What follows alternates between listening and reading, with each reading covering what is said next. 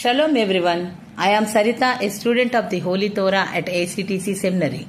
ప్రియులారా, ఈ వారం తోరా గ్రంథమునందు 30వ పర్ష కెదోషిం. కెదోషిం అంటే పరిశుద్ధులు లేదా పవిత్రులు అని అర్థం. సెఫర్ తోరా నందు ఇది 30వ పర్ష. సెఫర్ వైక్రా నందు లేదా లేవియ కాండమునందు ఇది 7వ పర్ష.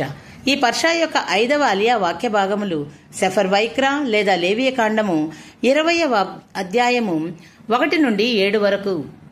ఈ అలియాలో ఎలోహిం మోషే ద్వారా ఇజ్రాయేలీయులకు పవిత్ర జీవనం మరియు ఆయన ఆజ్ఞలను పాటించడం గురించి కొన్ని సూచనలను తెలియజేస్తాడు. మొదటిది మొలేక్ ఆరాధన నిషేధం.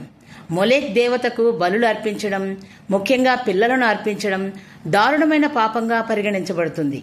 దీనిని చేసిన వారు మరణశిక్షకు గురవుతారు. ఎందుకంటే ఇది ఎలోహింకు వ్యతిరేకమైన తీవ్ర అవమానకరమైనది, అసహ్య కార్యమై ఉన్నది. రెండవది మాంత్రిక తాంత్రిక ఆత్మ సంప్రదింపుల నిషేధం. మాంత్రికులు, జ్యోతిష్యులు లేదా మృతుల ఆత్మలను సంప్రదించే వారిని సంప్రదించడం కఠినంగా నిషిద్ధం. ఇటువంటి చర్యలు ఎలోహింపై కలిగి ఉన్న విశ్వాసాన్ని దెబ్బతీస్తాయి మరియు మరణశిక్షకు దారితీస్తాయి. మూడవది పవిత్రతను కాపాడుకోవడం. ఇజ్రాయేలీయులు మరియు ఆయన యందు భయభక్తులు గలవారు ఎలోహిం ఆజ్ఞలను పాటించి పవిత్రంగా జీవించాలి. ఎందుకంటే ఆయన వారిని తన ప్రజలుగా ఎన్నుకొని పవిత్రపరిచాడని ఈ అలియా బోధిస్తుంది. ఈ ఆజ్ఞలు ఇజ్రాయేలీయులు ఎలోహిం యొక్క పవిత్రతను ప్రతిబింబించేలా అన్యమైన ఆచారాల నుండి దూరంగా ఉంటూ నీతిమంతంగా జీవించడానికి మార్గనిర్దేశం చేస్తాయి.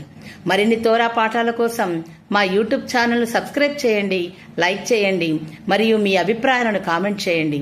యాషువా మెస్సే నామం పేరిట షలోమ్ లెహిత్రోత్.